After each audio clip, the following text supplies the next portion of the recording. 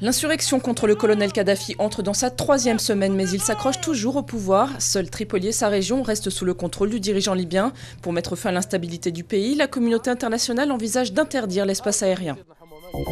Les vacances du monde politique passées à la loupe, cette fois c'est au tour d'Henri Guénaud de se justifier. Le conseiller spécial de Nicolas Sarkozy était en Libye à Noël pour un séjour privé chez l'ambassadeur de France, avant le début de la révolte populaire, information révélée par les Inrecuptibles. Rien d'officiel selon l'intéressé qui dénonce un amalgame avec les vacances de Michel Alliot-Marie en Tunisie et celles de François Fillon en Égypte. En ce début de semaine de la mode parisienne, ce n'est pas pour son talent de créateur que John Galliano est sous les feux de l'actualité. Le styliste est accusé d'avoir proféré des propos racistes et antisémites la semaine dernière ainsi qu'en octobre 2010. Suspendu par Dior, Galliano a été confronté aux plaignants hier après-midi au commissariat du 3e arrondissement de Paris.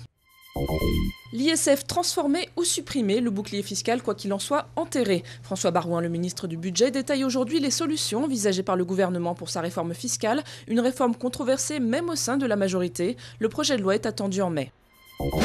Oubliez les ruines, la crise politique, l'espace de quelques notes. Comme un symbole de la vie qui reprend peu à peu en Haïti, un an après le séisme, Port-au-Prince retrouve son festival de jazz. Si la musique n'a pas le pouvoir de tout réparer, c'est sûr, elle adoucit les mœurs. La preuve, la famille du président Préval et l'ex-dictateur Jean-Claude Duvalier ont été vus au même concert.